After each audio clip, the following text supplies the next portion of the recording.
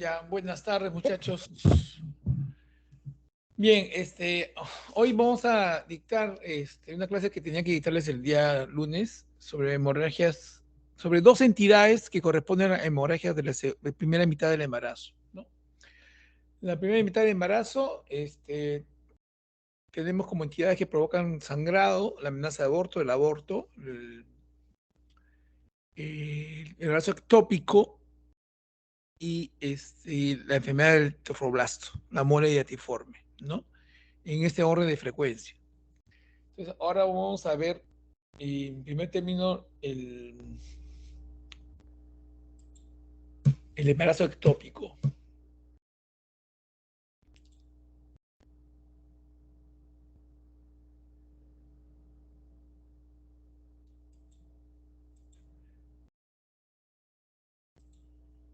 ¿Se ve mi pantalla? Sí, doctor, pero la presentación no se puede ver. Ahora sí, ahora sí. Ahora sí. Sí, Ya. ahora sí. Bien, entonces ahora vamos a ver lo referido al embarazo ectópico. ¿Ok? ¿Qué competencias deben adquirir ustedes al final de esta clase? Que tal vez sospechar la presencia de un embarazo ectópico, ¿no? Conocer las diferentes localizaciones del embarazo ectópico y reconocer los factores relacionados al embarazo ectópico y conocer el método diagnóstico del embarazo ectópico. Básicamente eso. Es una entidad que puede llevar a la muerte a la mujer.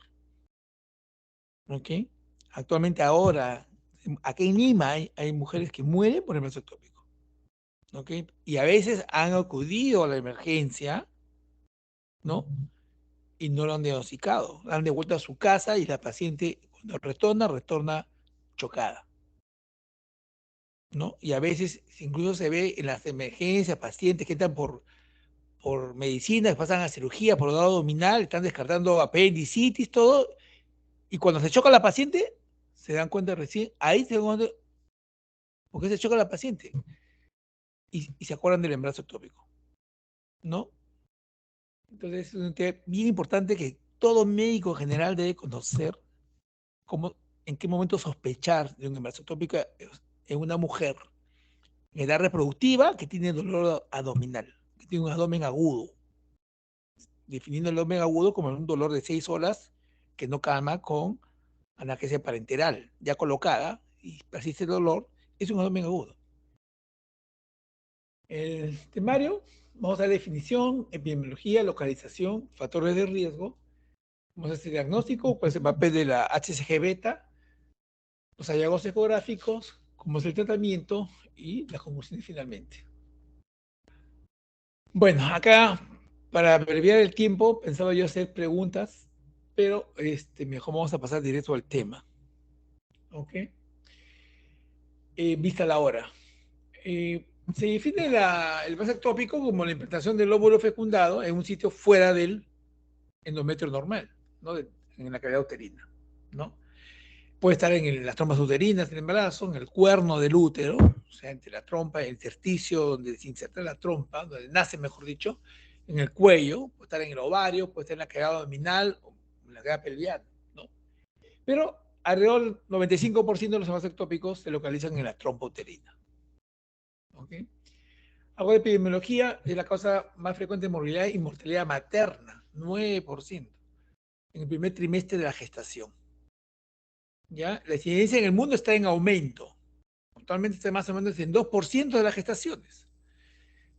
Para 1970, Novak reporta un ectópico en los 300 a 200 gestaciones. Para el 1983, Robbins reportaba un embarazo ectópico en 100 a 150 gestaciones, ¿no? Y la mortalidad 1 en 400 casos. Rigol para el 2004 ya reportaba 2,2% del número total de nacimientos es un embarazo ectópico. En el Perú, en el Instituto Nacional Materno Perinatal, la ex maternidad de Lima, el 3,3 por mil de las gestaciones, menor a lo reportado en los países desarrollados, Estados Unidos a la cabeza, y Martínez en el 2013 en el Hospital Loaiza reporta un ectópico en cada 49 partos. Entonces, la incidencia ha aumentado bastante. En la hospital Almenara en la que yo laboro, vemos embarazos ectópicos, eh, eh, todos, yo diría, todos los meses vemos por lo menos un caso de embarazo ectópico. Está aumentado. Hace una semana, el lunes antepasado, estuve de guardia y pasó un caso que lo voy a reportar, interesantísimo, rarísimo, porque era un embarazo ectópico, pero no solamente un embarazo ectópico, o sea, fue un embarazo molar ectópico, una mola ectópica en el cuerno uterino. Casi la paciente vino chocada, con 3.4 gramos de hemoglobina. Porque obviamente, tratándose de mola, sangra mucho más todavía.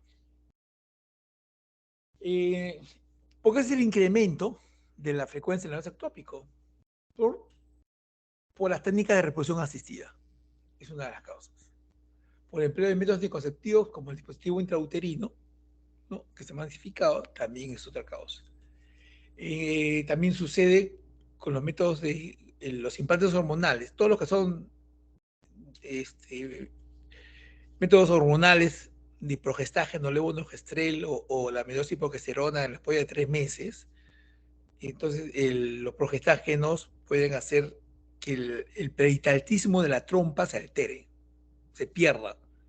Entonces, el huevo es fecundado y cuando retorna, por problemas de peritaltismo de la trompa, se estanca a medio camino. Por el aumento de la enfermedad inflamatoria pélvica, porque va a llevar a sapingitis, inflamación y a estrechamiento de la luz de la trompa. El antecedente de embarazo ectópico previo es importante. 20%, ojo, pestaña y ceja, 20% de las pacientes repiten embarazo ectópico. O sea, 100 que han tenido embarazo ectópico, 20 van a repetir.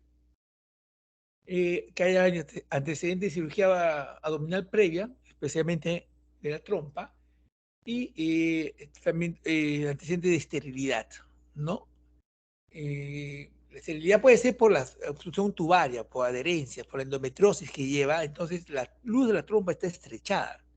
Entonces cuando el espermatozoide viene de la vagina al útero, el útero a la trompa, va solo, pues, y pasa fácil. Cuando fecunda el óvulo, ¿no?, que lo va a hacer en la fimbre o lo va a hacer en la cavidad pélvica y después lo capta la trompa, cuando retorna, ya retorna un huevo, un cigoto, que es grande. Entonces, si está estrechada la luz, se atasca. Es una real emergencia y una de las causas más importantes de abdomen agudo en ginecología. Acá está la localización del embarazo ectópico. 95-96% es de la misma trompa uterina. Ojo, 95-96% de la trompa uterina, ¿no? Y dentro de la trompa, donde más frecuente se ubica el embarazo ectópico es en la ámpula de la trompa, 70%. ¿Ok? Luego tenemos en el istmo, en la fímbea, y 2 a 3% intersticial y cornual. Acá hay un intersticio vivo donde entra la trompa, donde nace, y el famoso cornual. Estos son complicados porque producen mucho, o sea, al romperse producen más sangrados que lo que ocurre en otra parte, y además a veces el sangrado está el que puede terminar en histerectomía, el ectópico. ¿Ok? También puede ser ovárico, 3%, ¿no? Puede ser en el cuello uterino cervical, menor del 1%. Puede ser abdominal, en el abdomen, menor alrededor del 1%. Y un embarazo ectópico que ha aparecido, que cada vez es más frecuente dentro del ectópico, es el embarazo en la cicatriz de la cesárea previa. Y esto es por el aumento de la cesárea, ¿no? Tenemos menor al 1% de embarazo ectópico en huevos de implante en la cicatriz de la cesárea previa. Estos también son complicados porque producen gran sangrados, y para solucionar el problema no simplemente hacer un legrado, porque el paciente se va en una hemorragia tremenda, y lo que se hace ahora es, bueno, se puede legrar y colocar un balón, cada hemostasia, una folia de globo 75, lo que usan los urólogos, ¿no? Igual en la cicatriz cesárea. Pero último, un manejo más moderno que se está haciendo es provocar una embolización de las arterias uterinas transitoria de 3 días y se hace legrado, y verdad que sangra poco, ¿no? Funciona muy bien esa técnica, ¿ok? Bueno, me he adelantado. Estos son los factores de riesgo: lesión tuberosa previa, la EPI, tratamiento de infertilidad, ectópico previo, el DIU, edad mayor de 35 años más frecuente, mujeres que fuman, ¿no? Anticoncepción hormonal, ¿no? Oral, fracaso de la anticoncepción de emergencia, por ejemplo. La anticoncepción de emergencia puede fracasar y llevar no a un embarazo ectópico, ¿no? Por eso que esta la anticoncepción de emergencia es una emergencia, no se puede usar en un año. La mujer que use más de una vez está mal usado. Y hay mujeres que en el año usan 3 veces, 4 veces, y eso está mal, pues. ¿Ok? Y el parto por cesárea también es un factor de riesgo, considerando el ectópico en la cicatriz previa de la cesárea. Acá les dejo los factores de riesgo según el Low Radio, ¿no? Cuanto más el grado de riesgo. Tenemos alto riesgo, moderado riesgo y bajo riesgo. Y acá les dejo por decirles, pues, el riesgo por un embarazo ectópico previo va a la cabeza y es más frecuente, hasta 8.3 veces más posible que tenga un embarazo ectópico frente a una mujer no tuvo embarazo ectópico. ¿Ok? ¿No? En la cirugía previa, igual, son altos, 21 veces más, ¿no? La de patología tubaria hasta 25 veces más, ¿no? Y así por el estilo, les dejo este cuadrito. Es importante para el diagnóstico recordar que el embarazo ectópico inicialmente, ¿no? Cursa sin clínica. Porque el ectópico, ¿cuándo se rompe? Ojo, pestaña y ceja, alrededor de las 8 semanas de amenorrea. Inicialmente, o sea, a las 4, 5, 6 semanas, no hay dolor. El dolor viene alrededor de las 8 y se rompe, ¿no? Cuando llega un punto que ya no da más la trompa y se rompe. ¿Ok? Entonces, la ausencia de clínica no se debe descartar el vaso ectópico. Y el diagnóstico se basa en los siguientes puntos. O sea, por ejemplo, en la anamnesis, a las 6, 8 semanas, generalmente de amenorrea que se presenta, pacientes que no tienen método anticonceptivo, no utilizan un método anticonceptivo, o sea, que pueden estar embarazadas, o que han sido sometidas a tratamiento de infertilidad. ¿Ok?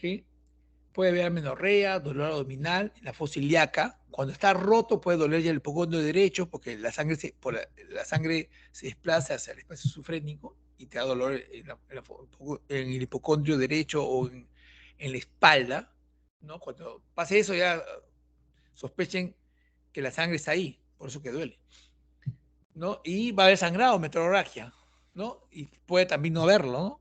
Pero también puede haberlo, ¿no? A la exploración va a haber dolor en la fosa ilíaca, pues de derecha a izquierda donde se ubique, ¿no? Y en el embarazo ectópico roto, cuando ya está roto, ya vamos a tener el famoso bloomer positivo, el rebote positivo. ¿Okay? Si tienen la sospecha de un ectópico y hay rebote, está roto. Y si el sangrado es mucho, depende de la paciente, viene en shock. Entonces, cuando una paciente en edad reproductiva ingresa en una emergencia por shock trauma, porque está chocada, siempre piensen en el embarazo ectópico roto. ¿Ok? Y sobre todo si le preguntan, señora, ¿tiene vida sexual activa? Sí. ¿Usa un método conceptivo? No. Eso puede ser un ectópico. No piensen cuándo fue su última regla y le dicen sí, porque puede haber pacientes que están reglando normalmente y están con, o sea, no hay amenorrea, pero hay un ectópico. O sea, no se fíen por eso. Si la entra con signos de shock, dolor abdominal, hay amenorrea, pues, está cantado el diagnóstico, es un ectópico. Pero el no haber amenorrea no descarta el embarazo ectópico, ¿no? Hay que hacer un dosaje de la ciudad beta, ¿no? En casos que son insidiosos, o sea, que no hay shock, nada, viene solamente con dolor en una fosa ilíaca derecha-izquierda, mujer de edad reproductiva, que no usa método anticonceptivo, hay dolor, tiene vida sexual activa, pensamos en ectópico, es una beta. Si está embarazada, entonces uno debe sospechar el ectópico si hay dolor. Ahora, una amenaza de aborto también te da dolor, pero en la ecografía transvaginal te va a decir si hay embarazo dentro del útero o no lo hay. Útero vacío, con signa beta positiva, en un nivel, que vamos a ver ahorita cuál es el nivel crítico, te puede hacer sospechar en el embarazo ectópico, ¿no? Antiguamente hacíamos, ya no se hace esto ya, pero lo pongo porque de repente en provincia en nivel, una manera de diagnosticar el embarazo ectópico, ahora tenemos ecografía y ya vemos el líquido libre en la cavidad, o sea, es fácil verlo. O sea, paciente con dolor abdominal en una de las fosas ilíacas, digamos que no tiene menorrea, pero sí tiene sangrado vía vaginal, en edad reproductiva, con vía sexual activa, no usan un método, ¿no? Le pongo el ecógrafo y veo líquido libre, es un ectópico. Está hecho el diagnóstico. Es un ectópico. Y el útero está vacío. Está roto, pues. ¿Ok? Pero antes no había pues, ecografía. Yo he alcanzado esa época. Ya había ecografía, pero no había ecografía cuando yo hice este curso, no había ecógrafo todavía. Yo lo hice este curso en el Revaliati, en el año, te van a reír, en el año 87. No había un ecógrafo. Ya existía la ecografía, pero no había ecógrafo. Entonces, ¿qué se hacía? Sospechaba la famosa culdocentesis. Entonces, punzaban el fondo del saco posterior de la vagina, se extraía sangre, se hacía generalmente con una aguja larga, con estas agujas de anestesia raquídea larga, o si no con una aguja, también puede ser con una hipodérmica, y se clampaba el cuello, se pinzaba en el labio posterior, se extraccionaba y se perforaba el fondo del saco lateral, el fondo posterior, ¿no? Que comunica al Douglas. Entraba y uno aspiraba y sin nada de sangre. Entonces, para saber si era sangre que había aspirado un vaso o era sangre de un hemoperitoneo, se dejaba la jeringa 10 minutos y se veía si la sangre coagulaba o no. Si coagulaba, era un vaso que había aspirado. Si no coagulaba, era un ectópico. ¿Ok? Como le decía, para el diagnóstico inicialmente puede haber no clínica, puede no haber clínica, pero la ausencia de esta no lo descarta. Y el diagnóstico, perdón, acá estoy repitiendo, eso yo lo hemos visto en los SAGE. A ver, acá en el diagnóstico, ya hemos dicho esto, en el osaje de la unidad beta, ¿cuál es la zona discriminatoria que te dice, acá puede haber un ectópico? O sea, tú haces los ajes de unidad beta y haces ecografía endovaginal. ¿Ok? Y la unidad beta, perdón, la ecografía endovaginal te muestra que el útero está abajo. De repente veo el endometrio engrosado, ¿no? El endometrio engrosado, un endometrio normalmente se ve, es una imagen blanca, el endometrio secretor es blanco, ¿no? Pero el máximo grosor que te llega normalmente es a 15 milímetros. Más de 15 está engrosado. Y es un signo inicial temprano de un embarazo, cuando está engrosado. Más de 15 uno ve 18, 20, ¿no? Entonces nosotros pensamos, de repente esa mujer está embarazada. Y, obviamente, si viene con dolor y tú ves el útero con endometrio engrosado, te puede ser un ectópico. Y dos hace la unidad beta. Y la unidad beta, para sospechar en ectópico, tiene que estar en este rango. Entre las 1500 y 2000 unidades, ahí debe estar uno con útero vaco, porque con este nivel de unidad beta debiera verse un saco dentro del útero. Si no lo veo, entonces es ectópico. ¿Ok? Entonces, toda paciente con determinación positiva de la unidad beta, de la CG beta, en la que después de 5 o 6 semanas de menorrea la ecografía transgénera no evidencie gestación intrauterina, debe ser objeto de controles para confirmar o descartar un embarazo ectópico. ¿Ok? Porque tú puedes no ver líquido, entonces no está roto, no está complicado. El siguiente paso es tratar de buscar el embarazo ectópico, como más frecuentes en la trompa, ver las trompas. Entonces, uno puede ver la masa, una masa en uno de los anexos, en una de las trompas, y a veces no solo se ve el saco bien definido. A veces cuando está roto ya no se ve deforme, se ve solo masa. Pero a veces se ve el saco definido, y a veces se ve el saco, y dentro del saco se ve la vesícula vitelina. Y a veces se ve no solo la vesícula vitelina, sino se ve el embrión. Y a veces se ve el embrión con latido. Entonces ahí no hay pierde, pues. ¿Ok? Entonces, la zona discriminatoria para determinar un embarazo ectópico se hace con la ayuda de la ecografía intravaginal y con el dosaje de la sunía beta, ¿no? La combinación de la ecografía endovaginal y las determinaciones seriadas, a veces necesita ser seriada, porque tú haces, de repente tú ves engrosado el endometrio, haces la sunía beta y te sale un nivel, por ejemplo, 800. Uy, entonces dices, es un embarazo inicial, puede ser un embarazo, entonces de repente no está el embarazo, está en el útero, pero todavía no se ve, ¿no? Pero de repente sí está en el útero. Entonces ahí viene hacerlo seriado, repetirlo, ¿ya? Pero ¿cuándo se repite? Ahorita vamos a ver. Entonces, la combinación de estas dos pruebas tiene una sensibilidad del 96%, una especificidad del 97%, un valor predictivo positivo del 95%, ¿no? Para el diagnóstico de embarazo ectópico. Entonces, esta combinación de estas dos pruebas es de altísima sensibilidad, especificidad y valor predictivo positivo. ¿Ok? Entonces, acá para mostrarles cómo se comporta la sonía beta. Entonces, la sonía beta inicialmente es baja, va a haber un pico de señal beta en las semanas, entre la 7ª a 12 semanas de gestación, y después comienza a caer y baja, y ya no lleva a los niveles que están a finales del tercer trimestre, ¿no?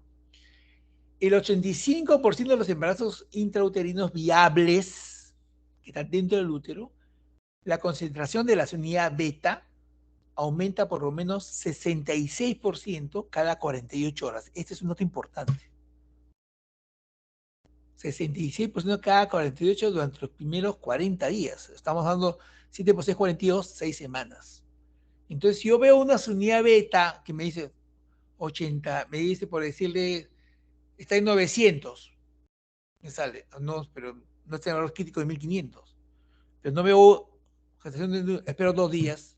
En 2 días voy a hacer la unidad beta. Y si en 2 días la unidad beta sube 66%, estamos 2 tercios, estamos hablando de 900, son 600 más, 9 y 6, 15, estamos hablando de 1500, ya estamos en 1500, y no aparece el embrión, el saco en el útero, es un tópico. ¿Se dan cuenta? Solo el 15% de los embarazos viables tienen tasas de crecimiento menores a este umbral. ¿Ya? Y el aumento mínimo registrado de una gestación intrauterina viable fue de 53% cada 48 horas. Mínimo, 53%. Entonces, en el peor de los casos, la mitad. O sea, si está en 800, ¿no? Espero 48 horas y me sube a 1200, ¿no? Y no aparece, miró, todavía está en 1200, esperemos 48 horas más. De 1200, 50% sería más 600. Estamos hablando de 1800. Y no aparece el saco, quiere decir que es un embarazo ectópico. En relación al aborto, ¿no? Hay que tener en cuenta cuando la gestación no es viable, el aumento mínimo en 48 horas para tener una gestación viable es de 53%. Y el mínimo descenso en 48 horas para un aborto espontáneo, digamos, si está abortado, ya la gestación es no evolutiva, el descenso es entre 21 a 35%. Lo contrario, entonces estamos hablando que si baja el nivel, ¿no? Para considerar no evolutivo el embarazo, tiene que ser mínimo que haya caído un 21%. ¿Ok? Aumentos o descensos más lentos sugieren un embarazo ectópico. O sea, si no es mínimo eso y es menor el nivel, yo digo, no, esto también puede ser un ectópico. Sigo pensando que es un ectópico. Hay que tener bien claro estos conceptos. ¿Ok? Entonces, para resumir, el saco gestacional puede ser detectado por ecografía en pacientes con valores a partir de 800, ya puede verse el saco. Y eso va a depender si se ve o no del ecografista y del equipo. ¿Ok? Entonces, por eso es que usamos el nivel de 1500-2000. Porque este es el valor a partir del cual la mayoría de instituciones, ¿no? En la actualidad, que tienen equipos de alta gama, pueden detectar un embarazo intraútero con estos niveles. O sea, entre 1500 a 2000 tiene que haber un saco. Si no lo veo el saco, aparece el diagnóstico del ectópico.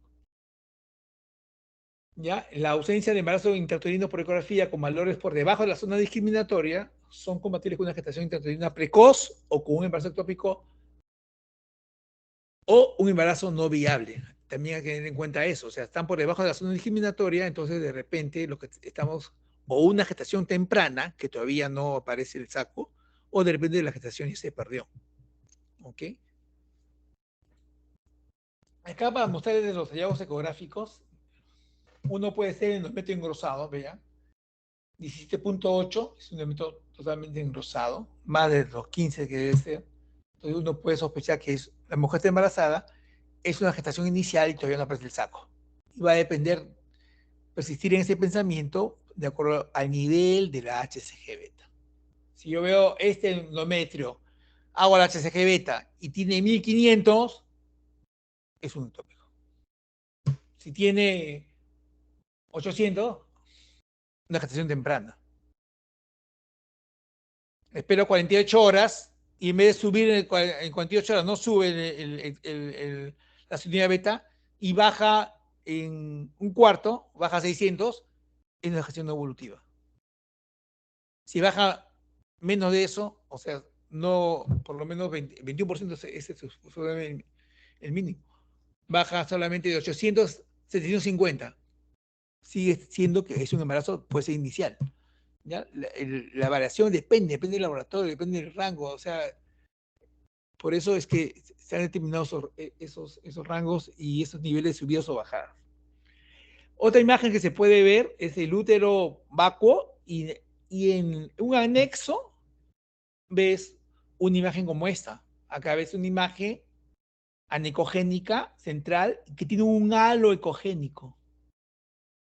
Con útero vacuo, sospecho, este puede ser ectópico.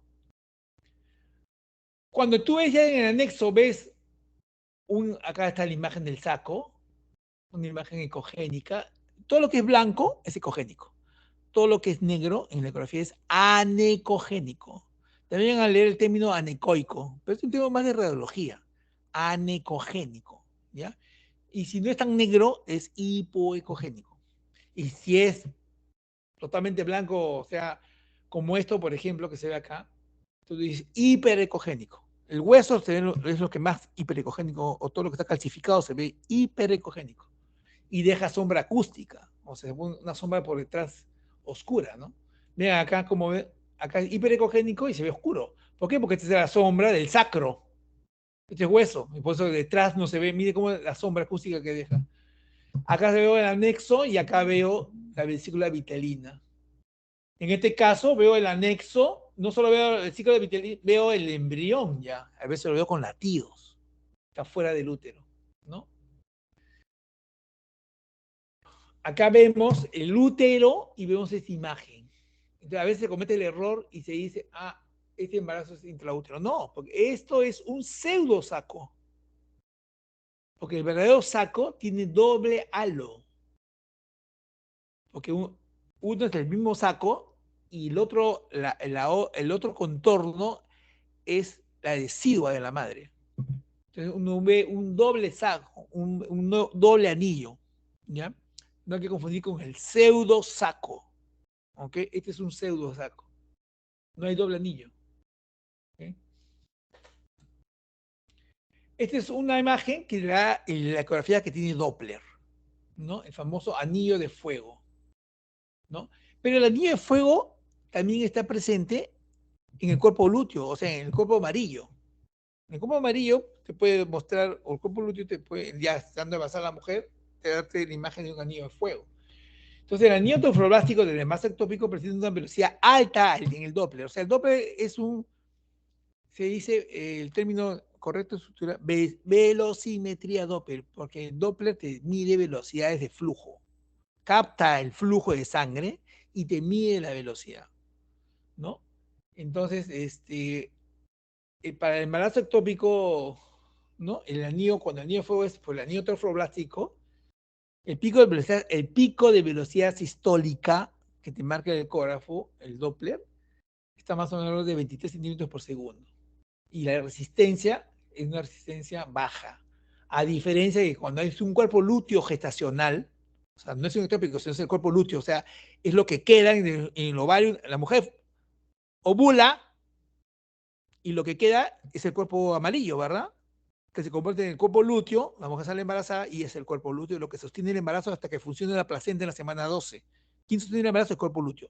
El cuerpo lúteo te puede dar este anillo de imagen de fuego, pero tiene una velocidad baja, a diferencia de la velocidad alta del anillo trofoblástico. Te llega solo a 15 centímetros por segundo, no a 23. Y la resistencia también es baja, similar a la anterior, pero la velocidad es la que cambia. El anillo trofoblástico tiene una velocidad alta, el anillo del cuerpo lúteo tiene una velocidad baja. En los hallazgos ecográficos es importante ver cuánto tú consideras la probabilidad de embarazo ectópico de acuerdo a la imagen que tú ves, ¿no? Si tú ves un embrión extrauterino con actividad cardíaca, la probabilidad de ectópico es 100%. Si tú ves un embrión extrauterino con actividad cardíaca, 100% es ectópico. La frecuencia de hallazgo de esto es solamente 7, de 100 casos, solo 7,4 tienen este tipo de hallazgo. Si tú ves una masa anexial con saco vitelino, sin actividad cardíaca embrionaria, pues ves el saco vitelino, la probabilidad de ectópico es 100%. Pero la frecuencia de este hallazgo, de 100 pacientes que tienen ectópico, solamente 8,3. Si tienes una masa anexial con área necogénica central, como la que vimos, esta es la masa anexial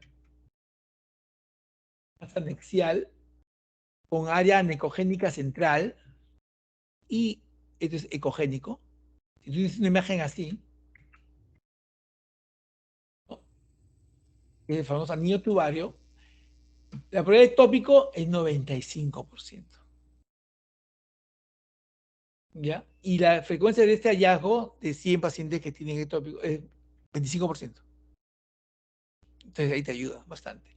Ahora, cualquier masa anexial que sea compleja en el ovario, o en el anexo, perdón, compleja o sólida. Compleja se refiere a una imagen que puede ser anecogénica, pero tiene contenido también ecogénico. ¿Ya? Y sólida se ve anecogénica pura, o sea, blanco, blanco. ¿No? Que no sea un quiste simple, o sea, quiste simple es una imagen negra con un halo delgadito blanco. Es un quiste simple. ¿No? Esto no, te está hablando de una imagen compleja. O sea, no es una imagen anecogénica, o sea, no es una imagen negrita, ¿no? Ya, ¿no? Con todo lo que hemos hablado, o sea, esto asociado no solamente es aislado, sino asociado a la unidad beta, a un nivel de 1500 a 2000, útero bajo, con esta imagen, la probabilidad de ectópico es 92%. Y esto es lo más frecuentemente que se halla. De 100 pacientes con ectópico, 54 tienen este tipo de hallazgo. ¿Ok? De la mitad, o más de la mitad. ¿Cuál es el tratamiento? El tratamiento ectópico se puede tratar por la laparotomía abierta, la paroscopía,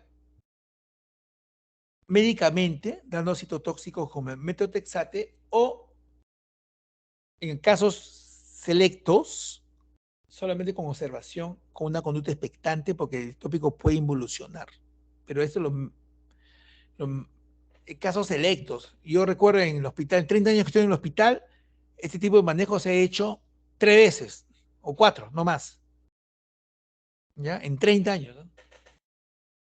Entonces, la conducta expectante es una opción en pacientes asintomáticas clínicamente estables con diagnóstico ecográfico de embarazo ectópico y valores séricos de beta LGBT descendente. O sea, ¿por qué observas? Porque la paciente está asintomática. Tú ves es un ectópico porque tiene un nivel de 2000 de insulina beta con útero vacuo, ves la imagen, pero a la paciente no le duele. Y pasan los días y la insulina beta comienza a bajar, comienza a bajar, comienza a bajar, y la paciente no tiene dolor en ningún momento. Entonces, en esos casos, puedes tú manejarlo de manera expectante y esperar qué pasa, y evoluciona. ¿Ok? Ahora, inicialmente los valores que para que sea tópico, acá te ponen 1000, ¿ah? O sea, no que sean muy altos. O sea, ni siquiera 1500, te ponen 1000. Y esta es la recomendación, la fortaleza de recomendación es de grado C. ¿Ok?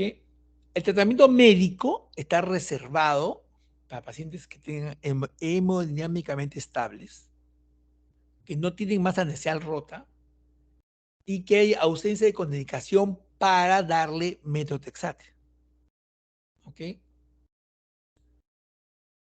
Entonces, vamos a repetir, estabilidad hemodinámica, no hay evidencia de rotura o sangrado intraabdominal, la masa debe ser menor o igual a 3 centímetros de diámetro, lo que estamos viendo, o sea, 30 milímetros o menos, la imagen que estamos viendo. Hay ausencia de actividad cardíaca, si hay actividad cardíaca ya no procede, o sea, si ves embrión.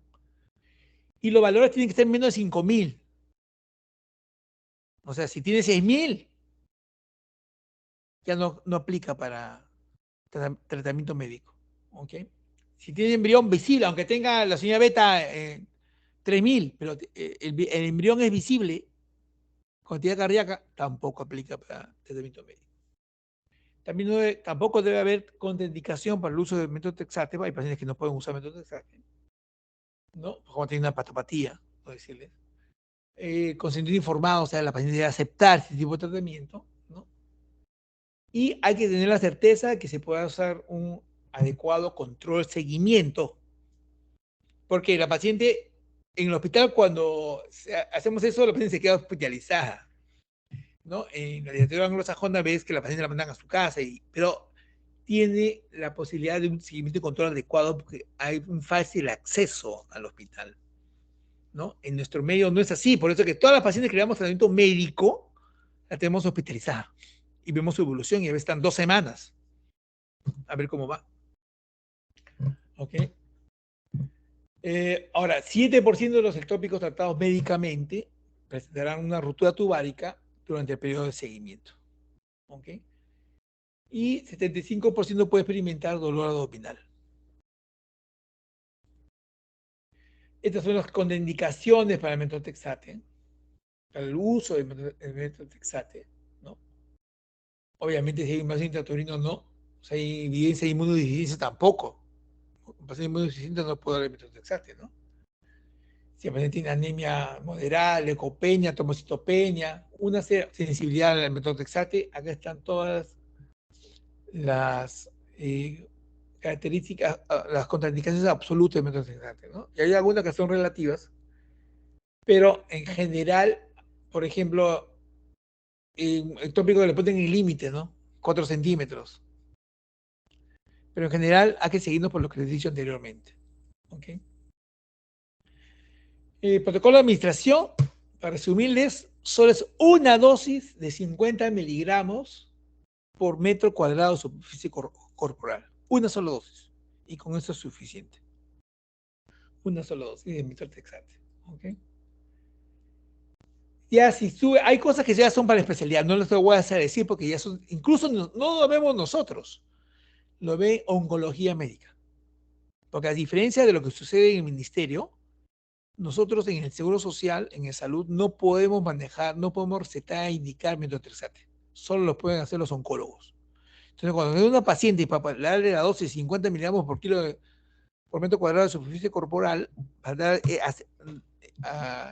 administrar esta droga, tenemos que pedir una interconsulta a oncología médica. Son los únicos que pueden manejar este producto.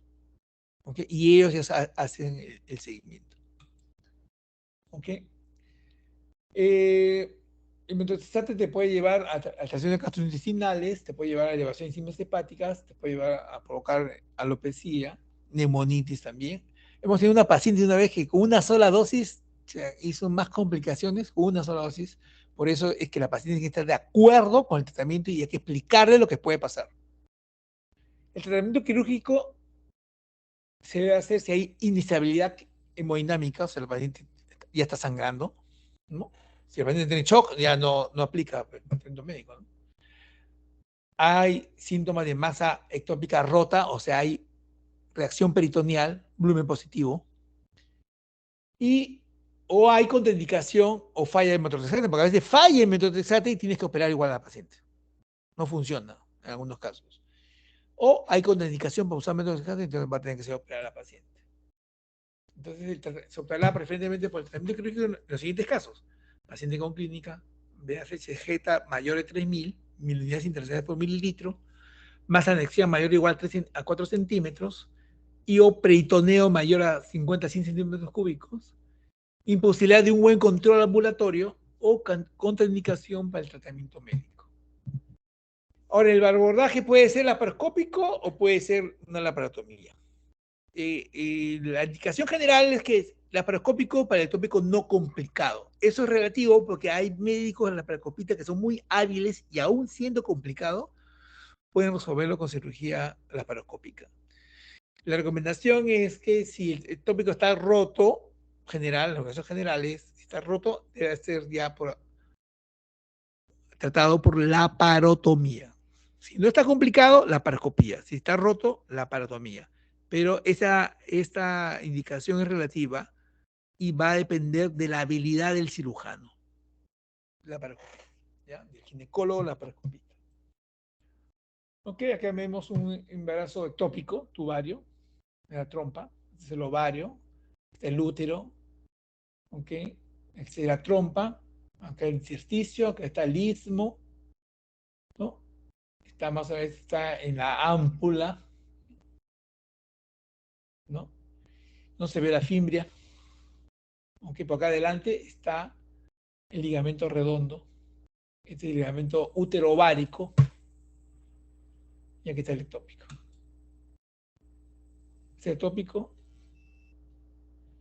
y se puede hacer salpingectomía, cortar la trompa. Ahí viene la pregunta: ¿se hace salpingectomía o se hace la salpingostomía? Se corta la trompa y se extrae el ectópico y se queman los bordes y ahí queda, ¿no? Y eso va a depender, acá está, mire, ectópico roto,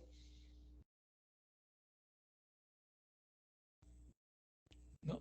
O acá se ha hecho una salpingostomía laparoscópica, no está roto, perdón. Acá lo que se ha hecho, se ha cortado, lo que es cortar la trompa y se aspira el embarazo ectópico. Queda la trompa, esto no se cose, nace, no se queman los bordes, o se quema el meso ovárico, los vasos que alimentan la trompa, y se llega a que se cierre sola. Ya, ahora, ¿cuándo se opta por un tratamiento de preservar la trompa o no preservar la trompa? Va a depender de cómo está la otra trompa. Primero, la mujer, si está la paridad completa. Si el embarazo ha sido un embarazo de una mujer que no deseaba tener más hijos y sale embarazada porque le falla el método, y ya tiene 3 hijos, obviamente hay que cortar la trompa. ¿Para qué la vamos a preservar? Pero puede ser el caso contrario. Una mujer que no tiene ni un solo hijo, por decirles, no tiene ni un solo hijo y tiene 36 años y no tiene hijos. Entonces, a lo mejor le preservamos la trompa, pues. ¿Ok? Ahí viene la diferencia, ¿no? Pero si la otra trompa está totalmente indemne, está libre, o sea, anatómicamente está normal, podría también cortarse la trompa. Ahora, hay mujeres que repiten el ectópico, ya no tienen una trompa y repiten el ectópico en la otra trompa, obviamente no tienen hijos, hay que preservar la trompa. Y ahí hacemos la sapingostomía. El problema con hacer la sapingostomía es que podemos favorecer que el siguiente embarazo nuevamente sea ectópico. Como ha ocurrido hace un par de años en el hospital, una mujer viene por un ectópico y ya había tenido un ectópico, ya había perdido una trompa. Viene por el ectópico, se le salva la trompa y lamentablemente pasa un año y nuevamente hace otro ectópico en la misma trompa. Entonces ya no se le podía preservar la trompa y se le tuvo que quitar la trompa. Obviamente ya no quedó bien. Ahora hay la alternativa, pues, de la fertilización in vitro y pueden o vía las trompas, ¿no? Entonces, lamentablemente también eso es caro, pues, ¿no? El costo de bueno, ahora no sé cómo estará, porque hasta antes de la pandemia, hacer una transferencia embrionaria costaba entre 15.000 a 30.000 soles, dependiendo de qué médico lo hacía. 15.000 a 30.000 soles, ¿no? Y eso no lo tiene cualquiera. Y los costos se incrementan de acuerdo a si se hace lo más simple posible o lo más complejo posible. Me refiero, por ejemplo, antes de implantar, hacerle pruebas genéticas, eso cuesta más, ¿no? Entonces es complicado. Entonces a veces es necesario tratar de preservar la trompa, ¿no? Hay que ser un tópico ovárico, en el ovario mismo. Eso es lo que les he explicado, ¿no? ¿De qué va a depender hacer sapingostomía o sapingostomía? Sapingostomía es cortar la trompa, hacer exéresis de la trompa. Sapingostomía es abrirla nada más y aspirar el tópico, ¿no? Va a depender, uno, del estado clínico de la paciente también. O sea, si el sangrado, o sea, no hay tiempo para, mejor cortamos la trompa. Si el sangrado es masivo, lo cortamos. Va a depender de su deseo de fertilidad futura y va a depender del grado de daño de las trompas, o sea, de la contralateral. Si hay daño o no hay daño. Y eso es lo que está acá en este cuadrito, lo mismo que les he explicado. ¿Ya? Ok. Siempre después de un ectópico hay que considerar que el ectópico es un embarazo y si la paciente es RH negativa y el embarazo fue RH positivo, en la resolución de esa rotura de ectópico, la mujer puede haberse sensibilizado. Hay que darle la inmunoglobulina anti-D, ¿ya? Para prevenir que tenga un problema con de incompatibilidad de RH en el siguiente embarazo. ¿Okay? Conclusiones. El embarazo ectópico es la causa más frecuente de morbilidad y mortalidad materna en el primer trimestre de la gestación, siendo responsable del 9% de las muertes durante este periodo. El embarazo ectópico se define como la implantación del óvulo fecundado fuera de la cavidad uterina. Aumenta la frecuencia del embarazo ectópico debido a un mayor diagnóstico, eso también es cierto, y al aumento de una serie de factores de riesgo que han hecho que esto se haga más frecuente cada vez. Es una verdadera emergencia y representa una de las causas más importantes de abdomen agudo en ginecología. La asociación de la clínica, ecografía y dosaje de HCG-beta permite un alto grado de certeza diagnóstica. El tratamiento puede ser médico, quirúrgico o expectante, los menos, mucho menos. Y se recomienda tratamiento médico o cirugía conservadora para mujeres infértiles o nulíparas. ¿Okay? Bueno, eso es la bibliografía donde hemos sacado toda esta información del Williams, de una revisión de tópico del Colegio Americano de Obstetras y Ginecólogos y de esta revisión de Cochrane sobre intervenciones en el tópico tubario. Listo. Esa fue la primera teoría. La primera parte de esta presentación sobre hemorragias de la primera mitad del embarazo. ¿Alguna pregunta? ¿Hay preguntas? Bien. Entonces Parece que vamos no a hay hacer ahora. preguntas, doctor. Ya. Vamos a ver la otra entidad, la que menos infrecuente, menor frecuencia de hemorragia de primera mitad del embarazo, ¿no? La de mayor frecuencia es el aborto, ¿no? Como causa de hemorragia de la primera mitad del embarazo. La segunda es ectópico. La tercera es la enfermedad de tromboblasto. ¿Ya? Las competencias que deben adquirir ustedes al terminar esta clase es conocer las características del tromboblasto en el embarazo anormal, conocer las diferentes entidades de enfermedad tromboblática gestacional, reconocer las características clínicas de la mole datiforme, la mole invasiva y la neoplasia tromboblática gestacional, diferenciar la variedad de mole datiforme, hacer el diagnóstico clínico de mole datiforme y conocer el tratamiento y seguimiento adecuado de la enfermedad tromboblática gestacional. Estos son el casi temario, perdón, debe decir, índice, perdón, debe decir temario. No hay objetivo de la clase, hemos dicho, vamos a ver la definición la frecuencia de las variedades de enfermedad trofoblástica gestacional, la definición de la neoplasia trofoblástica gestacional, el origen cromosómico, que es una cosa importante, y la epidemiología, los factores de riesgo, que es la mola completa parcial o invasora, algo sobre la neoplasia trofoblástica gestacional. Dentro de ese está el coriocarcinoma y el tumor trofoblástico del sitio placentario, que son los más frecuentes. De todos ellos, el cuadro clínico, diagnóstico, tratamiento y seguimiento, ¿no? Finalmente, las conclusiones.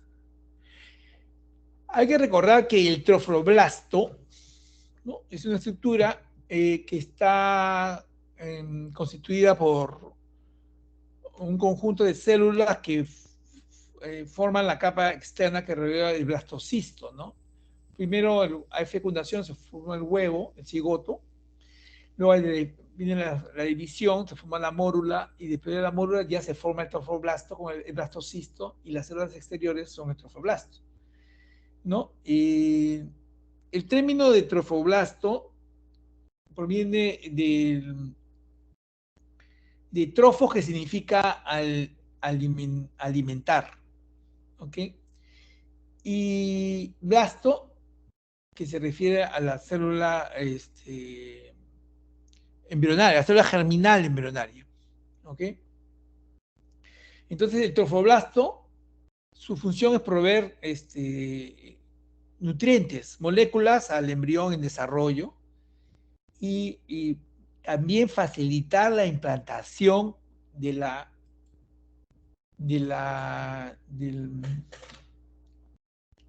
la pared uterina, ¿no?, debido a que tiene una gran capacidad de invasión, ¿no?, de una capacidad de erosionar el tejido de la cavidad uterina, el endometrio, y así el blastocisto se va a poder unirse a la cavidad, ¿no? Y ahí va a absorber los nutrientes que le va a aportar, ¿no?, la madre. A través de sus fluidos, la madre le va a aportar nutrientes, ¿no? Acá vemos cómo hay una etapa de aposición, que se llama, donde el blastocito encuentra su lugar de implantación, pierde la zona pelúcida, y el trofoblasto, situado en el polo embrionario, hace contacto con la pared, con la capa compacta del endometrio, ¿no?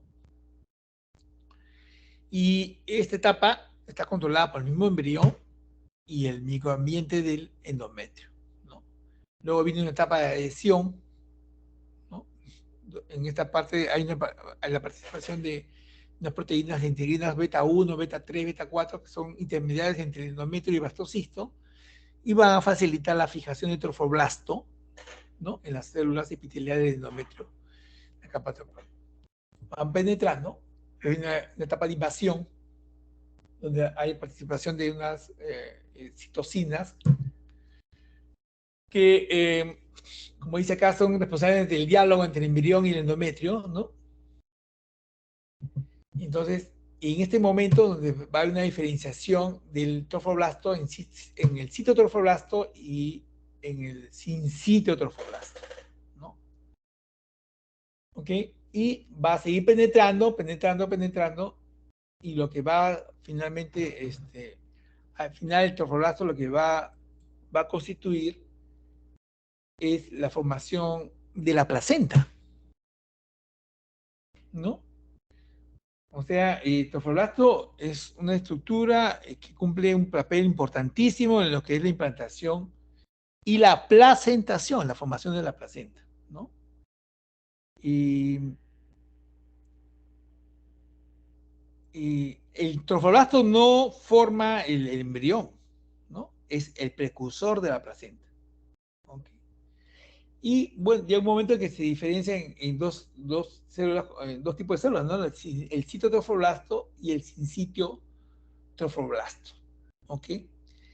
Finalmente, la invasión trofoblástica va a llevar a la formación de lo que son las vellosidades primarias, luego secundarias y luego las terciarias, ¿no?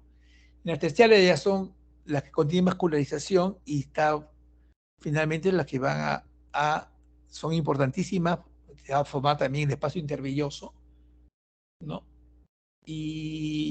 porque acá es la zona, el espacio intervelloso, es donde se produce finalmente el intercambio gaseoso entre la sangre que viene de la madre, ¿no? La sangre oxigenada, no es que va directamente, se enchufa a la velocidad.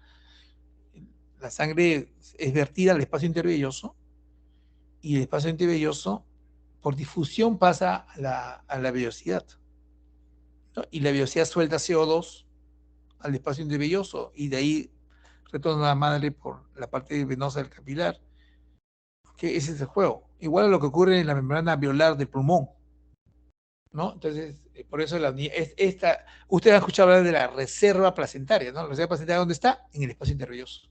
Esa es la reserva placentaria. ¿Ok? Entonces, ese es el papel importante de lo que es el, el trofoblasto, ¿no? ¿Ok? Bien, este trofoblasto puede degenerar, puede nacer, o sea, con un trastorno intrínseco a él y que va a ser responsable que se forma todo un conjunto de procesos benignos y malignos que son evidentemente poco habituales, derivados de la proliferación anormal, patológica del trofoblasto, de la placenta. Hay una hiperplasia, un crecimiento anormal del trofoblasto, ¿no? Y tiene que ver con el genoma paterno. Y ocasionalmente materno, pero principalmente paterno, ¿ya? Tenemos dos grupos. O sea, lo más frecuente es la mola hidatiforme, el trastorno llamado mola hidatiforme, que puede ser la mola completa, parcial, o puede también provocarse lo que se llama la mola invasiva, ¿no? O el corioadenoma destruens. Y hay una parte que ya es una neoplasia, que es la neoplasia trofoblástica gestacional, ¿no? Que está, o sea, que comporta mayor anormalidad del trofoblasto, ¿no? Que es el colocarcinoma, el tumor del lecho o sitio de implantación placentaria, el tumor trofoblástico epitelioide y las lesiones trofoblácticas no clasificadas. Es un conjunto, son rarísimas, ¿no? En general no es frecuente esto.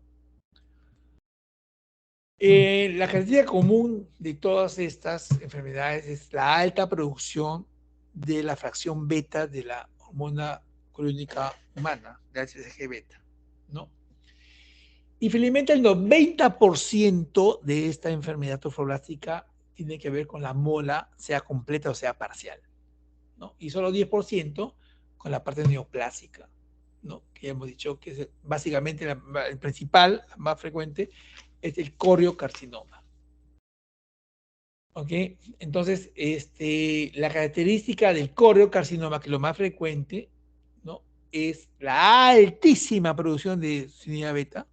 Estamos hablando niveles, o sea, por encima del 1.000.000, ¿no? Normalmente la sucinidina beta llega a un máximo de 100.000 y cae.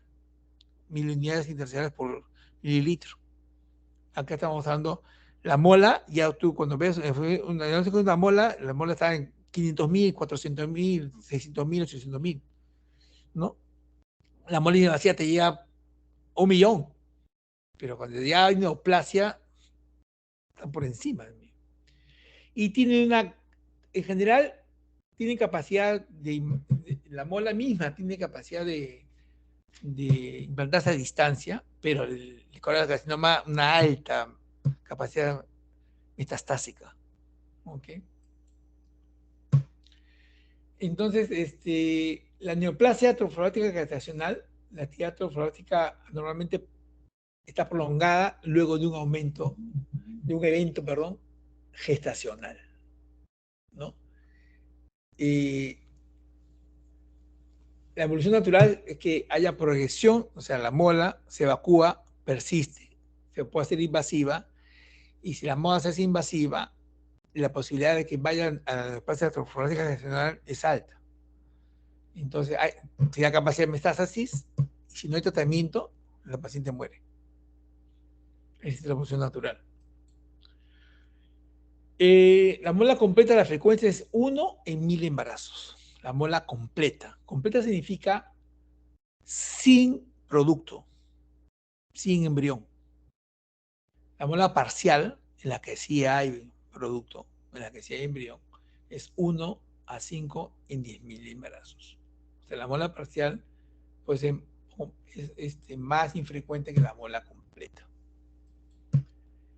A nivel mundial, la frecuencia es 0,6 a 2 por 1000 embarazos. En Estados Unidos y Europa, 0,5 a 1 por 1000 embarazos. En países en vías de desarrollo, Chile tiene buena estadística. El Asia es 1,4 a 1,6 por 1000 en Chile y el Asia 2 por 1000 embarazos. O sea, hay mayor frecuencia. Y eso tiene que ver con el nivel socioeconómico, el nivel de vida, ¿no? Porque tiene que ver con el sistema inmunológico de los pacientes. O sea, cuanto más fuerte sea el sistema inmunológico, se defienda mejor, entonces esta enfermedad se limita, ¿no? Entonces tiene que ver con el estado nutricional de las personas. Países pobres, pacientes, mujeres malnutridas, entonces tienen mayor propensión a hacer ese tipo de trastornos. En el Perú, en el Hospital Loaiza, miden la frecuencia 1 en 203, 1 en 203 embarazos. En Mario Auxiliadora, 1 en 241 embarazos. En la maternidad de Lima, el Instituto Materno Perinatal, 1 en 416 embarazos. Cayetano Heredia de Piura, 1 en 488. San Bartolomé, 1 en 665 embarazos. ¿Ok? En el Hospital Nacional Cayetano Heredia, en 10 años, 113 casos de enfermedad trofoblástica gestacional y 3 de corocarcinoma. Es infrecuente. Pero el Instituto Nacional de Enfermedades Neoplásticas, el INEN, mira, en esta serie de 25 años, ¿no? Como supuesta de referencia, han habido 595 casos de enfermedad trofoblástica gestacional y de ellos 201 fueron corocarcinomas, porque es un hospital de referencia. ¿Okay? Y cuyas metástasis principalmente fueron pulmón, vagina, cerebro, hígado, ¿no? Y 38%, casi 40%, tuvieron más de 8 metástasis. Pero lo más frecuente es pulmón y vagina misma. Factores de riesgo: primigesta añosa, edad reproductiva extrema, o sea, menores de 20 o mayores de 40 años. Estado socioeconómico bajo, porque está asociado a una mala nutrición. Dieta baja en proteínas. O sea, los anticuerpos son proteínas. Entonces, quien no ingiera proteínas va a tener un sistema inmunológico venido a menos. ¿Ok? Entonces, dieta baja en proteínas, ácido fólico y beta-caroteno. Hay factores genéticos que están asociados. La antecedente de mola previa es un factor de riesgo, ¿no? Para que se repita la mola. Y el origen cromosómico. Para tener una mola parcial, ojo, pestaña y ceja, necesitas un óvulo y 2 espermas. O sea, un óvulo tiene que ser fecundado por 2 espermas. Para que haya una mola completa, o sea, no haya embrión, tiene que ser un óvulo vacío más un esperma que duplica su carga genética. Eso es el 90%. O un óvulo vacío fecundado por 2 espermas. Eso solo es el 10%. ¿Ya? Lo más frecuente es la mola parcial de ese tipo, un óvulo con 2 espermas. El cariotipo de la mola parcial es triploide, 69XXX o 69XXI. La mola completa es diploide, 46XX o 46XI. Si hablamos de la histología, feto y matrices fetales a menudo presentes en la mola parcial. En la mola completa, ausentes. El edema de velocidades en la mola parcial es variable, focal. En la mola completa es difuso, amplio. Está bien difundido. La proliferación de trofoblastos es focal, moderada en la mola parcial, en la mola completa es difusa, severa. Cuando la mola parcial tiene una alta capacidad de replicación, de tal manera que crece y crece y crece, y tú es algo característico, lo que está acá en el diagnóstico que he puesto acá. Tamaño uterino, 50% está aumentado para la gestacional. Es un embarazo recién de 8 semanas, el útero debe ser intrapélvico, pero sin embargo tú ves el útero por encima del pubis, ¿no? Está grande para la gestacional, ¿ok? Ahora ya no se ven molas ya de vez en cuando veo molas pues, con úteros a nivel del ombligo. Yo tenía, pero antiguamente, y tuve yo la ocasión de ver uno en el Revalete cuando yo hice mi rotación de ginecología oncológica en Revalete, una paciente que trajeron de Ayacucho con un embarazo de 38 semanas. Y todo era un embarazo molar, una mola completa. Todo su útero era un mar de vesículas. No había ecografía. La señora diabetes estaba por los cielos. Mira, había avanzado el embarazo hasta, imagínense. Bueno, se entró, la estaban preparando para hacerle la histerectomía, porque ya tenía hijos la mujer, todo. Ahí no se toca nada, porque el sangrado es... ¿Qué sucedió? De una noche para otra, la paciente de pronto se arrancó el trabajo de parto y se vino, no se imaginan, 5 litros de vesículas. 5 litros de vesículas. Finalmente terminó la histerectomía, igual se le hizo, pero se vino. Fue una cosa espectacular. Bueno, en el diagnóstico, en la parte clínica, el debut de la mola parcial es un aborto, ¿no? En la mola completa, la gestación es molar, no aborta y puede avanzar. Por eso, esta gestación completa avanza. Avanza, avanza, avanza, avanza. Entonces, si no la diagnosticas, estás en provincia, en medio rural, de repente llega avanzada semanas. ¿Ok? Ya dije, el tamaño uterino en la mola parcial es pequeño para la gestación, al revés. Aunque es grande para la gestacional. Quistes tecaduteínicos son poco frecuentes en la mola parcial. En cambio, la mola parcial son mucho más frecuentes, 15-25%, y es por la alta presencia de la sustancia beta, ¿no? Estimula los ovarios y los ovarios parecen hiperestimulados, como cuando se hace hiperestimulación ovárica y los ovarios se ven inmensos, con quistes también grandes, ¿no? Por el dolor, son causas de mucho dolor. ¿Ok? Luego, complicaciones médicas en la mala parcial poco frecuentes y son más frecuentes en la mala completa, ¿no? Menor del 25%, pero más frecuentes si la altura uterina está por encima de las 14 a 16 semanas, ¿no? Y el riesgo de malignización de la mola parcial es 1 a 5%, de la mola completa es mucho mayor, 15 a 20%. Por eso, si una muela completa se evacúa, ¿no? Hay que hacerle un seguimiento durante un año, porque esa muela puede hacerse persistente, invasiva. Y cuanto más invasiva, entonces la posibilidad de malignizarse es mayor. Entonces, la muela lentiforme, alrededor del 90% de lesiones trofoblásticas, puede ser completa, parcial o invasora también.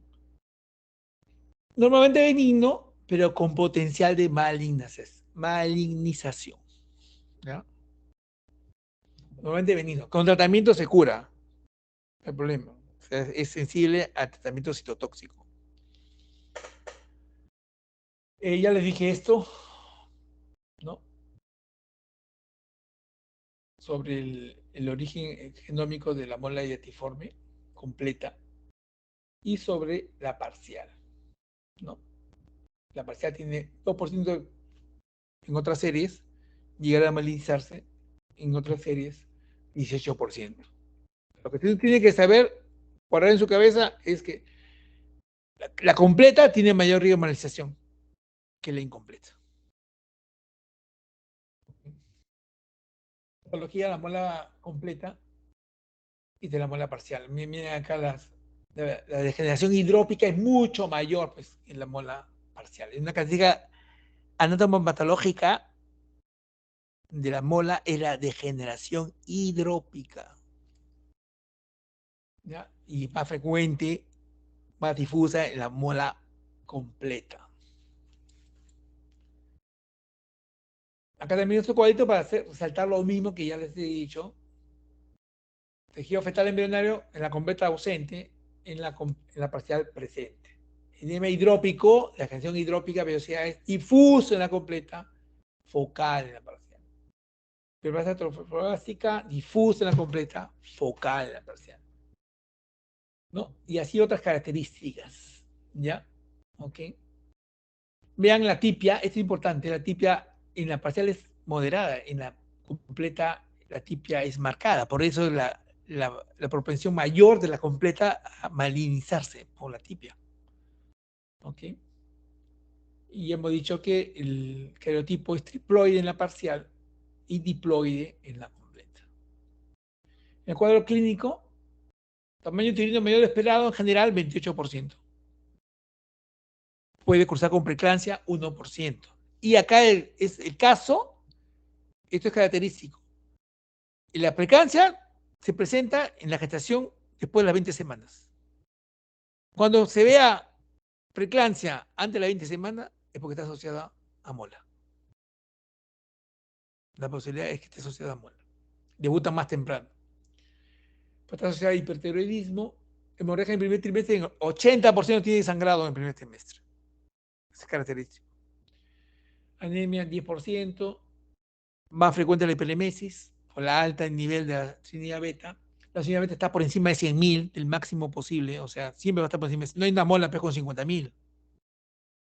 Inicialmente puede ser que tú ves, mira, hemos tenido una mola también hace pocos días. La que les contaba, pues la mola, la mola tópica. Ella se le vio exactamente un domingo, mejor dicho, la madrugada del lunes del 11 de julio, me acuerdo perfectamente. Pero hemos recibido, yo hago lo guardia los lunes. Y bueno, se manejó como muy barato inicial. La unidad beta estaba en 10.000. Estaba en 10.000 la unidad beta, la gestación se veía intraútero, había supuestamente un saco. Era un pseudo saco, no era un verdadero saco. La gestación inicial, estoy pensando. Y a la semana, la siguiente lunes, el lunes 18, y yo estaba de guardia, la paciente retorna y retorna chocada. Con hemoglobina 3.6. ¿No? Y en la imagen del útero, en la ecografía primera, se describía el útero interior, no describía nada hacia afuera. En el segundo, a la semana, tenía una imagen, pero que estaba al lado del útero, por fuera del útero, y se veía las típicas imágenes anecogénicas múltiples, ¿no? Como en forma vesicular, ¿no? Entonces ahí surge es un embarazo molar, está afuera, es un embarazo molar. ¿Y cómo cree que está la señora Beta? De 10.000 una semana antes, 450.000 a la semana. En una semana. Esa es una mola. ¿Ok? Ausencia de activo fetal, porque no hay mola, no hay embrión. Característico de los quistes tecaluteínicos en los ovarios. Y puede ser que la mola expulse vesículas. La paciente puede decir, ¿sabes que he expulsado esto? ¿No? Y te muestra una vesícula. ¿Okay? Son unas vesículas, como son más pequeñas, que imagínense la uva y pelen en la uva. Así se ve. La vesícula. La mola invasiva. La mola puede hacerse invasiva, ¿no? Y una mola que prolifera el trofoblasto en demasía y penetra la profundidad del miometro y se convierte en una mola invasiva, ¿no? Tiene capacidad invasora y provocar metástasis a distancia. 10 a 15% pulmón y vagina, ojo, pestaña y ceja. La metástasis de la mola, ¿a dónde va? Pulmón y vagina. Y puede ir a otros órganos también, pero principalmente pulmón y vagina. Y también puede presentar regresión espontánea. Para esto va a depender, por eso del sistema inmunológico va a depender eso. ¿Ya? Se puede evacuar y de repente evacuar, involuciona y cae. Por eso hay que seguir la mola durante un año y se le prohíbe a la paciente que salga embarazada, porque sale embarazada, la señora beta se hace positiva y no sabemos si es la mola o es de nuevo embarazo. La mola completa puede ir a enfermedad persistente, 41%. La mola parcial, solo 11%. Las más frecuentes es la mola, o sea, completa. Y de lo que va, el 5% van a desarrollar, van a ir a convertirse en una mola invasiva. No solo mediante enfermedades persistentes, sino que invade. ¿Ya? Y 25% pueden desarrollar coriocarcinoma o neoplasia del sitio placentario. Entonces, cuando la mola se hace persistente, eso hay que vigilarlo con mucha curiosidad porque puede irse al cáncer, al coriocarcinoma, principalmente. Entonces, por eso que se sigue la señal beta. La señal beta uno evacúa y 450.000, esta paciente que les cuento, evacuamos la 450.000 y bajó a 50.000 tantos mil bajó. Y hay que seguirla. Semanalmente hay que hacer la señal beta hasta que salgan 3 negativas. 3 negativas se hacen mensualmente por 6 meses. Así de simple. ¿Ya? Esto recuerden, si la mole atiforme se hace persistente, mole invasora. Y si se hace mole invasora, puede ir al coriocarcinoma. Bueno, esa es la patología de la mole invasiva, ¿no? Macroscópicamente se pueden ver cantidad variable de vesículas molares. Miren, gasito de bebés, tiene vesículas. En la cavidad endometrial, miometrio y en tejido abdominal adyacente, ¿no? Microscópicamente, velocidades hidrópicas que invaden el endometrio. Lo característico, y esa es pregunta por decir, no el examen de ese, ¿no? Cuando hagan examen de grado, examen de la residencia, y te preguntan por, este es la mole invasora, y ponen varias cosas, ¿no? Y una de las respuestas, siempre pone característica de la mola, ponen velocidades hidrópicas, es la respuesta, ¿no? O degeneración hidrópica. El coriocarcinoma es una neoplasia invasiva del epitelio trofoblasto de la placenta, convierte tanto al sitio trofoblasto como al sin sitio trofoblasto, ¿no? Sin presencia de estroma. Es típico de que la lesión formada por un área central de tejido necrótico rodeada por un anillo periférico de tejido tumoral, ¿no?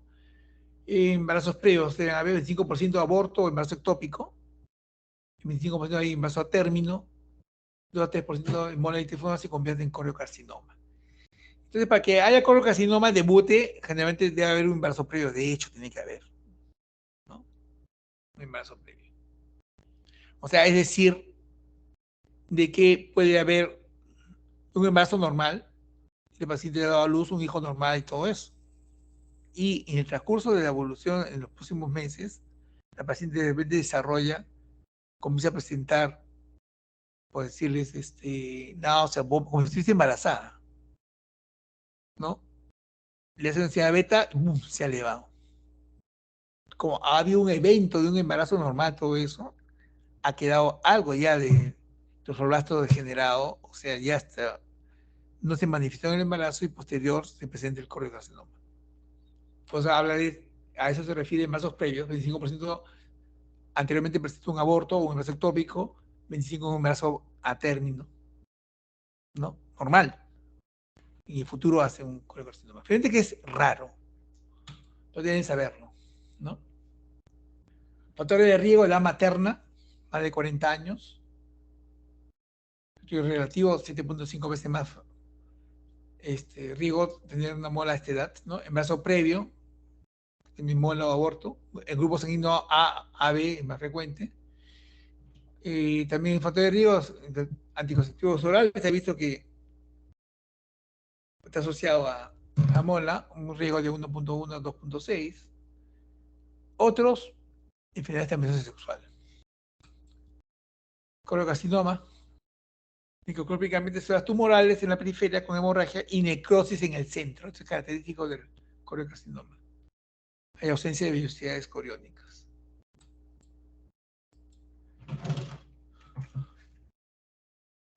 Pero clínico, coliocarcinoma, sangrado transvaginal, dolor, formación de masa, rápido crecimiento uterino, sangrado posparto, metástasis a pulmón, vagina siempre, sistema nervioso central, hígado. Este uso más, se lo he puesto solamente como cultura, ¿ya? Lo que hay que resaltar en este tumor trofoblástico del sitio placentario, deben saberlo, ¿no? Es que acá la señal beta no es tan alta, pero lo que acá es característico del tumor trofoblástico del sitio placentario, o sea, que genera en el sitio donde se centró la placenta, es la elevación del estrógeno placentario. Va asociado a estrógeno placentario alto, ¿no? Más allá de lo normal. Diagnóstico, aquí historia clínica como siempre, un examen físico, y laboratorio hacer la bioquímica hemática, la química sanguínea, la señal beta, diagnóstico por imagen y finalmente la histopatología, ¿no? Hallazgos ecográficos, lo característico de la mola, mira acá hay una mola placenta y feto, mola, acá es la placenta, acá está la cabeza del feto, y esta es la mola. Esta es la imagen de la mola completa en los copos de nieve. A veces se ve como imagen en panel de abeja, en panal de abeja, perdón. ¿Ya? Y los famosos quistes tecaloidínicos. Miren los ovarios tremendamente aumentados de tamaño. Y miren, puro quiste. A veces dan lo que se llama el signo de la rueda de carreta. El ovario parece una rueda de carreta, igualito. Aunque la rueda de carreta, ¿lo han visto? Imagínense eso del viejo oeste, igualito. ¿Ya? Tratamiento, evacuación, puede ser por succión, curetaje. También se puede hacer cirugía y hay que hacer quimioterapia cuando sea necesario. Clásicamente, las muelas cuando están por debajo del ombligo, se hace dilatación, aspiración y curetaje. Cuando está por encima del ombligo, que ya es raro verlo, hay que hacer histerotomía. Ahora, si la paciente ya completó paridad, tiene 40, o sea, estaba en base 4, que pasó eso, en un embarazo no deseado, ya la paciente tiene 3 hijos, entonces es mejor hacer una histerectomía en bloques con la bola adentro, no sacarla. Se evita el sangrado todo y se saca el útero entero. ¿Ok? Y se usa la cirugía. ¿No? Pero si fuera una paciente que tiene 30 años, no tiene hijos, tienes que conservar el útero. Pero si la mola está por encima del ombligo, hay que hacer histerotomía y evacuación. Si está por debajo del ombligo, lo clásico es hacerle aspiración, succión, curetaje. ¿Ok? Ahora, las molas van a necesitar quimioterapia. O sea, va a depender del comportamiento, cómo va en el tiempo. Si la meta baja, ya no necesitan quimio. Si la meta se mantiene en meseta, no baja, quiere decir que hay enfermedad activa, ahí hay que dar quimio. ¿Ok? Entonces, embarazo molar, evacuación, posición, curetaje, y también en la parte quirúrgica también se puede hacer histerectomía, como ya les he dicho. Complicaciones del problema del... ¿Por qué preferir, si tiene ya, digamos que tiene un paciente de 32 años, ya tiene 3 hijos, ¿le evacuamos o le hacemos histerectomía? Mejor hacer histerectomía, porque hay mucho menos complicación. ¿Por qué? Porque el legrado se puede hacer, la operación de succión, todo, pero ¿cuáles son las complicaciones? 8% es hemorragia, 6% es perforación uterina y retención de restos por dilatación y curetaje, o sea, legrados insuficientes, 68%. O sea, no se logra evacuar toda la mola. Y a veces necesitan un segundo legrado, una segunda succión.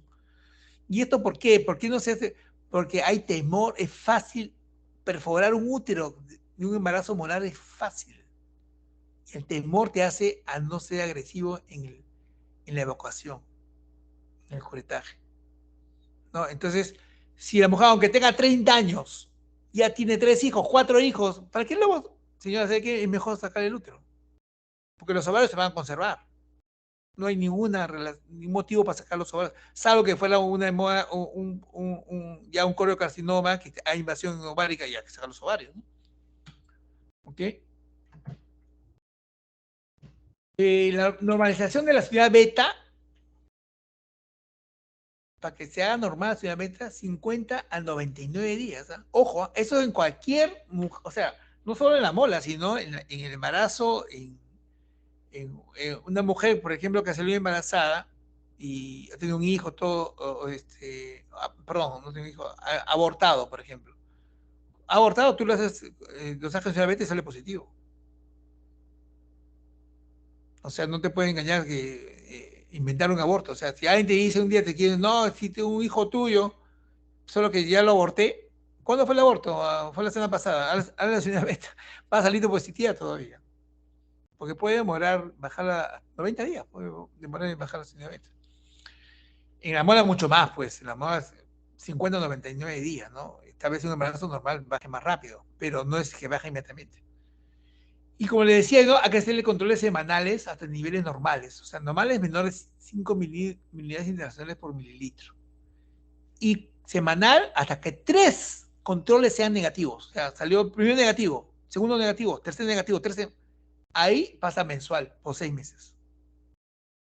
Pasaron mensual por 6 meses, los 6 meses negativo, se acabó el control, señora sale embarazada nuevamente. Por eso en ese año no debe salir embarazada. ¿En qué pacientes sospechar presencia de neoplasia trofoblática gestacional? O sea, hasta ahí no se alcanza. ¿En qué pacientes? Cuando los títulos de ACCG beta en meseta no bajan en un periodo de al menos 3 semanas y no bajan. Estaban en 450.000, lo bajé, le hice el grado, después del grado bajaron a 100.000, por decirles. Entonces lo hago a la semana, 100.000. 2 semanas, 100.000. Hay que sospechar. O aumento de los títulos de HCG beta en 10% en más o más en 3 o más valores, ¿no? 10 o más en 3 o más valores en al menos 2 semanas. O persistencia de títulos de HCG beta por más de 6 meses post evacuación, ¿no? Entonces, en esos casos, a pensar en presencia de histología de coriocarcinoma. ¿Hay que hacer estudios de extensión de enfermedad en caso de neoplasia trofoblática gestacional? Sí, ¿no? Hay que hacer bioquímica hepática, hay que hacer prueba de función renal, ¿no? El dosaje de HCG beta, ¿no? Y pruebas de función hepática, reflectoras, telereflectoras, tag de toras, ecografía pélvica y tag resonancia de cerebro, ¿no? Son los sitios donde va la mola. Este es un esquema de tratamiento con metotrexate, ¿no? Y sí, la primera tiene metotrexate y también se usa actinomicina D, ¿no? Esto ya para especialistas, lo manejan los oncólogos. La cirugía, ¿cuál es la neoplasia? El objetivo es remover el tumor persistente, recurrente en el útero y sitios metastásicos, controlar la hemorragia cuando provoca sangrado, o disminuir la carga tumoral para hacer más fácil la quimio, ¿no? Indicación de esterectomía, cuando hay resistencia a la quimio, hay hemorragia. La paciente mayor de 40 años hay que sacar el útero, ¿no? Porque el riesgo de neoplasia gestacional es alto. En toda la que sea alto riesgo, hay que sacar el útero. Cuando los tumores también son voluminosos y van a reducir haciendo una esterectomía los ciclos de quimioterapia, ¿no? Ahora, la cirugía hay que hacerla durante el ciclo de quimioterapia, para minimizar la metástasis o la manipulación, ¿no? Y evitar la embolización trofoblástica. Y erradicar las metástasis ocultas, ¿no? La histerectomía reduce el riesgo de neoplasia trofoblástica gestacional posmolar, ¿no? No me diga que la dilatación y el curetaje.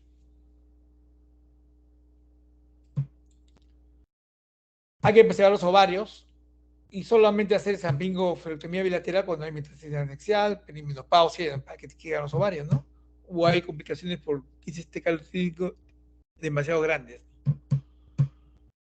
Y la preservación de ovarios se justifica porque las metástasis del ovario son raras y los tumores no son dependientes de estrógenos. O sea, ¿para qué vamos a sacar los ovarios? Otra vez repito, lugar principal de metástasis, pulmón y vagina. Conclusiones.